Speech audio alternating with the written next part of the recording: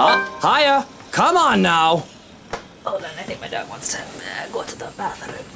Okay. Alright. I am free of things in my lap, or do you need to go potty? Or do you want to go to the potties? Do you want to go outside?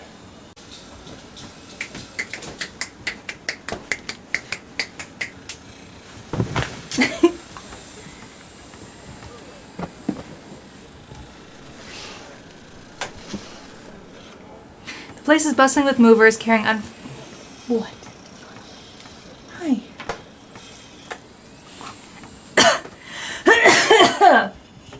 I choked. My dog is too cute. The place is bustling with movers carrying furnishings here and there, along with several trunks of personal belongings taken from our penthouse. Luke watches them like a hawk, making sure nothing is handled carelessly or gets Careful stolen. now! I know your pictures are framed by cheap plastic, but those are framed by African blackwood and are one-of-a-kind commissioned paintings. Each one is easily worth a lifetime of what you lot make. Luke, do the dishwashers go into the kitchen or the butler's pantry? Pantry, Buttercup. Careful, that's Emma No, you there, put that down. You do not manhandle a Napoleon Abueva. I can see the exasperation. I have to send the foreman an apologetic glance. Even Johans rolls his eyes as he goes by. Considering Luke is always like this during a project, Johans and I have gotten used to it. Poor Marianne, on the other hand, looks a bit stressed at seeing a gigantic mess before quickly going back to work. Everything just has to be perfect, exactly the way he wants it. One little thing out of place, one little thing that didn't fit the image he clearly constructed in his head, and Luke gets bent out of shape. Sweetie, why don't we go and sort your suits upstairs? Let your Hans and Marianne and the foreman deal with the rest of the work. We have this, Mrs. Wright. Yes, please do go before a blood vessel I was not bursts. expecting him to look Bloodstains like are so that. troublesome to clean. Taking him by the hand, I lead him upstairs into our bedroom. The space has been arranged first so that we can get some rest, no matter what state the rest of the mansion is in. It's focusing on my legs. I would just pop those down.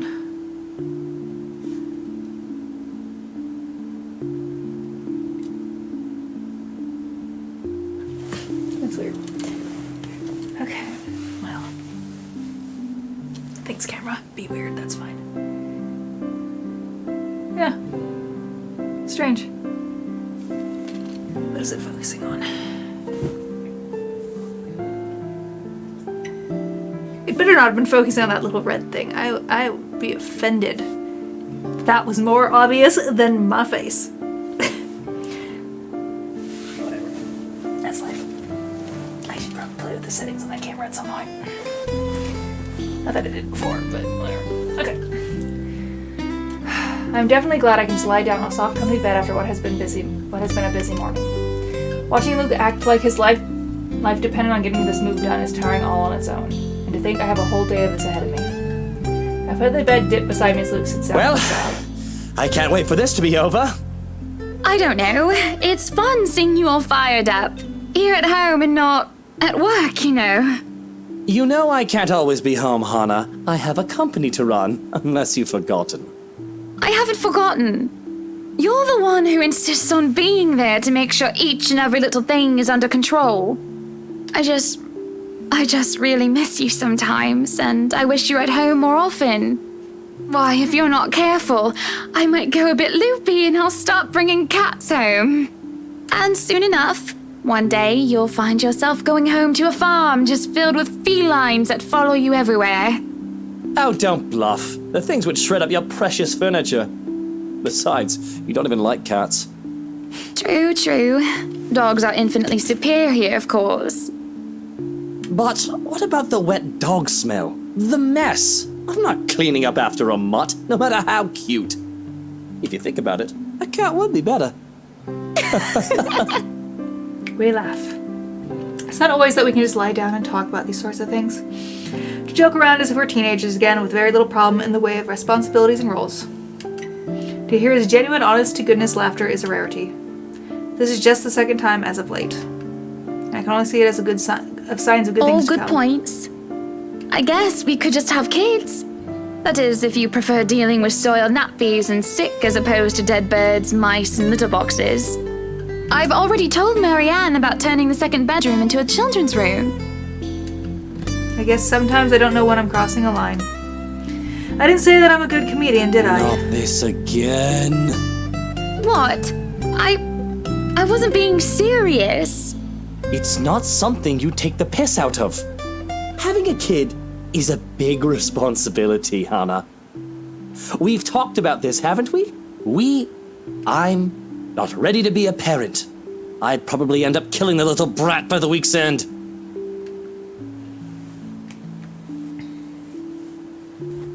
That wasn't the right controller. I feel guilty, uneasy even bringing this topic up. This isn't the first time I brought it out there, considering we've been married for 7 years. But I should have learned my lesson. Talking about it has always gotten me disapproval. After all, this is one of the surefire ways to get Luke into a terrible mood. But I do think you... Don't finish that sentence, Hannah. Just don't. We know how this discussion ends. Let's not fight over what-ifs and if-onlys. But what if we are going to have a family, Luke? What then? I just told you. No what-ifs. We won't talk about it until you're ready. Let's not talk about it then. Ever. The silence that follows is stifling. I avert my gaze from him, favoring the view of our four-poster bed, overseeing his embittered expression. Just thinking of how insensitive I am for bringing it up makes me feel sick to my stomach. We stay still. Neither of us dare make the first move to leave. Until a crash from downstairs cuts through the tension. Oh, bloody hell. What is it now? I can't get away for 10 minutes without someone mucking something up. That better not be what I think it is. I know it's only an 8 million yen vase, but I swear, I don't stop him as he storms off, and he doesn't even bother to look my way. Yet I can still feel his eyes boring into me. Alone as per usual. I really should be used to it by now. I feel the minutes tick by me with just lying there, feeling miserable and full of self-pity. I rolled over to lie on my stomach at this point, with my face buried in the pillows, when there's a knock at the door. Grumbling at them to go away doesn't work as a voice comes from the other side. Madam, the photographer from Luxury Living is here. Wait, is that today? Oh yes. People had caught wind of our new mansion at the very moment we left the open house. Luke had boasted he could acquire the property in no time and allowed a photo shoot for an interior design magazine to be scheduled today. Well, there were complications and it took longer than it usually does for us. In a minute, Hansi. Johannes, if you could at least make it through the end. Tell them I'll be right down, Hansi. The matching grounds have been on the first thing to be fixed up, aside from the bedroom. Although it's still work in progress, it had a promising start and I can already see the flower patches. Luke's favorite daffodils stand out easily, having been transplanted from pots that used to litter the rooftops of our penthouse. Why, if the moving crew thought that Luke was being hard on them, they clearly didn't see the landscapers on his way out. The man looked like he was ready to faint, and Luke seemed ready to kill him by the end of their discussion. Oh, hello. It is in the gardens that I see him standing near the flowers in quiet admiration. He's hard to miss, the hulk of a man that clearly did not belong, and the big backpack and suitcase he had with him make him look much larger. It is a peculiar sight seeing someone who looks like he does handling little delicate things with such care. He looks up from the garden and does a double take before a friendly face replaces his serene expression. Miss Wright, yeah? Hi, Zachary Steele here from Luxury Living, ma'am. Hope you weren't waiting too long. But it looks like you're still moving in, huh? Thought for a second there my calendar was wrong and I came here too early. The one and only. Welcome to Maison de Right. And yes, we've been in the process of moving in as we were delayed. But it won't be a problem. Do.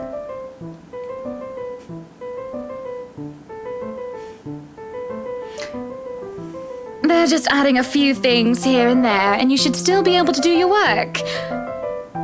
Where's the rest of your crew then, Mr. Steele? Zach is fine, please. Mr. Steele makes me feel like I'm a mascot for a cleaning product. Anyway, I'll be your one-man crew for today. Don't worry, been doing this gig for a while now. You must be quite the veteran to handle this on your own. We've had a full crew coming into our penthouse the last time we were covered in your magazine. Veteran? Oh, your words are too kind, Miss Wright. Hannah. If I get to call you Zach, you have my permission to call me Hannah. Alrighty then. Anyway, I'm no veteran, but I know my camera well enough to make sure this is a good shoot. You can trust me on that, Miss Hana. Still looks like the thing I mentioned in the onwards delay. Okay. Zachary proves quickly enough that I can, in fact, trust him. His skills with the camera and experience in this industry at the very least. He's kind and courteous, listening and following as I lead him around the house. A really nice fellow, and he treats our household staff well whenever we cross paths with them. I answer his questions to the best of my abilities, and he is patient enough to answer mine whenever I get curious enough. For one, I ask what the bags are for. They are quite the magician's toolkit. From inside, he has procured several items to embellish the interior with. Bowls of fruit, lemons, trays with peppermills, stacks of cookbooks, cutting board, and a glass canister filled with colorful nuts and grain is brought in from the kitchen setting. For the bathroom, there are white towels, seashells, and decorative soap. There are other things as well, too. Too numerous to count, all in a large backpack and Tricks of the trade. Softens up a room, makes a place feel more homey, and fills it up with texture. But you guys probably have better stuff I can use for this. No lights. Don't tell me all of these are just props. Well, I've got my tripod here. For things like these, natural light is best. I'll just have to set the shutter speed to a real slow setting, and as long as nobody steps into the shot, it'll look great. Oh, it better. We go through the rooms one at a time, although we first tackle the ones that the movers have no business in anymore. The ballroom needs a little preparation with its grand design, although there is some trouble at first with the wide open space and the pictures being backlit. It is in the kitchen that Zachary props come in handy, considering how Johannes kept the place so neat and sterile, one can practically eat off the floor. We carry on touring the house and taking pictures of where we can, with exceptions of the rooms which have yet to gain any purpose or design. Too bad I can't take a sneak peek at his photos yet. Funnily enough, he is using a traditional camera. I didn't even know film still existed. With the way he speaks, however, I can see that he knows enough about his craft that I'm not worried about the botched photographs. I imagine photography must be cathartic for him, judging by how at ease he looks while taking pictures. There are small snippets of conversation in between the clicking of the camera. He even goes so far as to talk about these terminologies like shutter speeds and aperture when I ask about the technical aspects. I can't quite see the pictures as it is made, much like when I watch artists paint on their canvas. But just watching someone passionately practice their craft such as this is exciting in its own way. Going through the many rooms has been quite the exercise for us both of us. Despite that, he has been so nice, and I find myself putting on my best smile. But it is as if we're taking pictures in the foyer that everything comes to a standstill for a moment. Just a moment. And, had I not been paying attention, I wouldn't have even noticed. It's merely a split second when Zachary's rhythm is put to a halt. His finger doesn't move to release the shutter. Yet he also doesn't pull the camera away from his face, gazing still firmly fixed through the viewfinder. His hands shake and there is a light sheen of sweat on his forehead. Zachary? No response. Zach, is something the matter? Lowering his camera, he blinks and stares at something behind me before shaking his head. Turning around, though, I see nothing that could have gotten his attention. Oh, no, there's nothing wrong. I just remembered something that's all. Let's get back to the pictures. Can you move a bit more to the left, yeah? I struggle to respond this time. There's a sudden weight on my back and an indescribable tightness around my throat. Everything stops, and everything starts again as I manage to choke If you're out. sure. I don't know what just happened. It was probably just a dizzy spell. I'm fine. And he said he's fine. We continue at the same pace as before, although there is an unspoken agreement that we will not talk about what happened. So, is this a full-time job for you then? Nah, I just freelance mostly, for magazines, newspapers, and events. So you can't really call it a full-time job.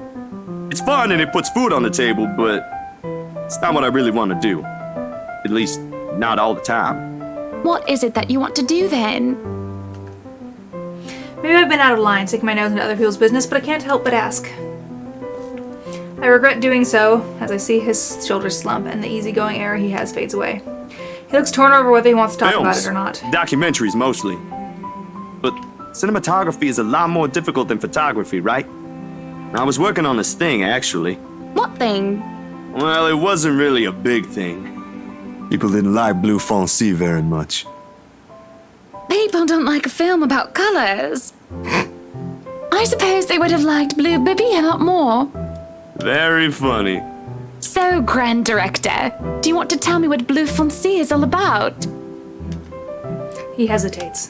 But when I refuse to budge on the matter, he gives in and spills it all out. Lufonse. Blah, blah, blah, blah, blah, blah. I'm not reading French right now, thank you. I haven't taken enough lessons yet. Dark blue, the dark stour of the black British. He speaks with passion of one who has gone through the very matter he is concerned with. There is conviction, knowledge, and experience in his speech. Why, I would have told him that he is an amazing speaker if only I wasn't so engrossed, listening. Prejudice and discrimination in schools and in workplace. Lesser chances for opportunity and higher chance of being treated like a criminal. He spoke of blacks and people of color in general still being treated like second-class citizens. All because of the color of their skin. It is all just positively riveting and sad. It comes to a point wherein he soon loses steam. He looks abashed, realizing what he has just Sorry, done. I just got so carried away and... It's fine. It is really so fascinating to watch people talk about their passion after all. You should see how your eyes light up when you speak so fiercely. You do have very beautiful eyes. Uh-huh. Thanks, I guess. I want to say that I understand where he's coming from, but I really don't, do I? I was born with a silver spoon in my mouth, and I have lived a charmed life. It hasn't been perfect, but the difficulties I've been through pale in comparison to what others experience on a daily basis. I certainly don't know how I would have fared were it any different. Would I still have met Luke, and would he still have loved me if I was any What was other? your home like? These things you talk about. It sounds like well, I don't mean to pry, I mean. Live with my older sister and my grandparents. We had a shop selling all sorts of things below our flat. And well, I was one of the few non-white, non-British students in class. I didn't get pushed around or anything straight up. Even then, I was one of the biggest kids around. But a pencil and notebook would go missing, you know? Oh, that I knew. Children can be so cruel at times. Of course, it may be a slightly different story when you have personal guards, and the stolen item is not a pencil but an expensive So what animal. about you? How you liking your new house? It's pretty impressive. It's nice, I suppose. You suppose? Not big enough? What? No, oh, don't be a bully. It's just that. I understand if you don't want to talk about it. I was a little girl, all dolled up and treated like a fragile porcelain, with nursemaids waiting to me hand and foot. All the material possessions anyone could ever want I could ask for on a whim, and it would have been handed to me just like that. But I barely saw my parents, just goodbye kisses in the morning before they went off to who knows where they were needed to be next. I said them more often on the telly or in the papers than I ever did I in remember person. my old house. It was a lot like this one. Big walls and big halls, but nobody in it. Not really. It makes you think how alone you are. A pensive mood overcomes us. There's a moment where neither of us are sure how to go on from here. Things have gotten a bit too personal, yet it isn't wholly uncomfortable, like as if we've been friends Well, before. That's normal, ain't it? You just moved here. You'll make home out of it yet.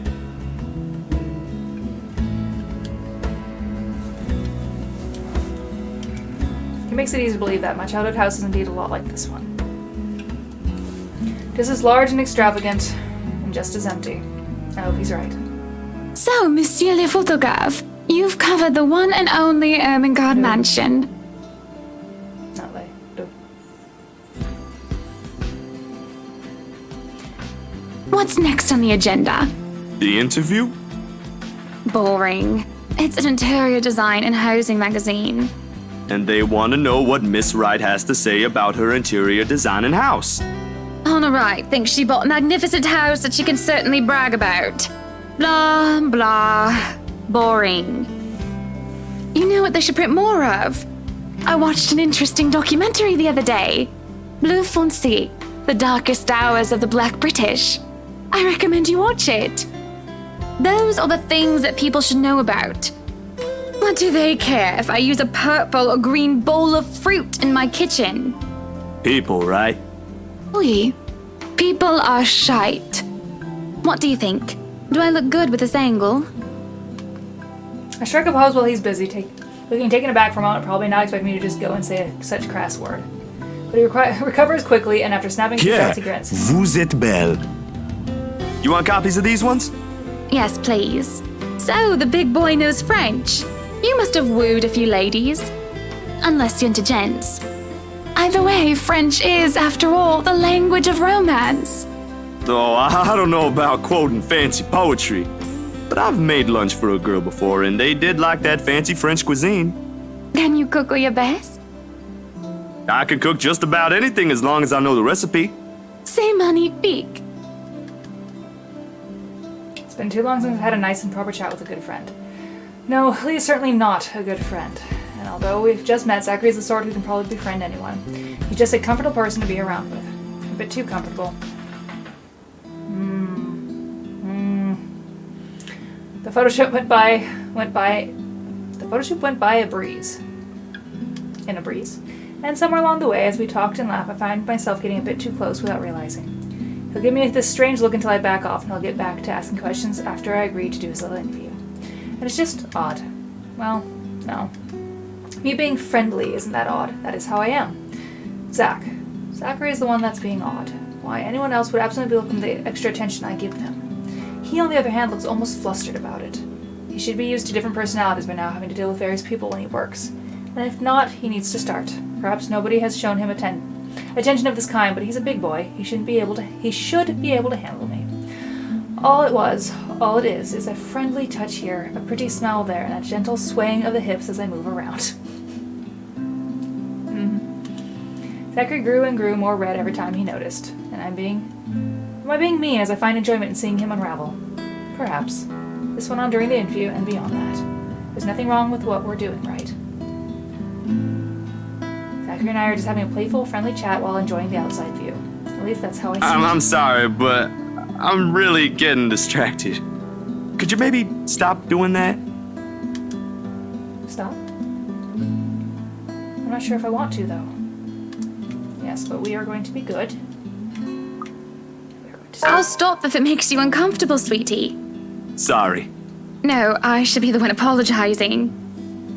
Why, you're a shy one, aren't you, big guy? It's not that, but...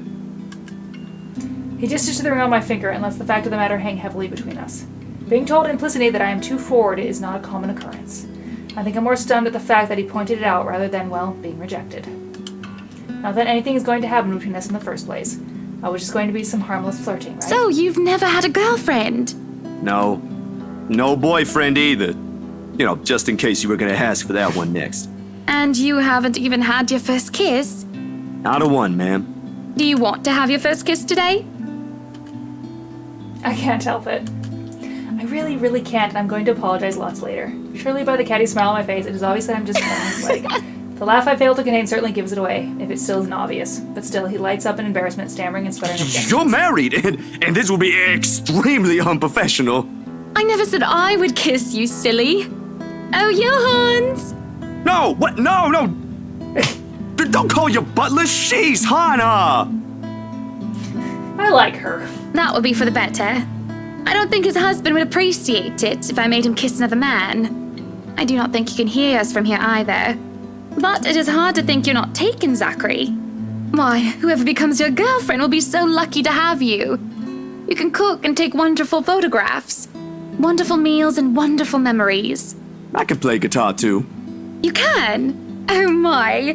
Wonderful serenades as well then. Perhaps I can find a young lady who deserves a fine, strapping young gentleman like yourself. Let's not get carried away. Besides, I gotta be going. It's getting late and I got someplace else to be. A shame. I will be expecting you again soon, I hope. For a copy of my photographs, yes?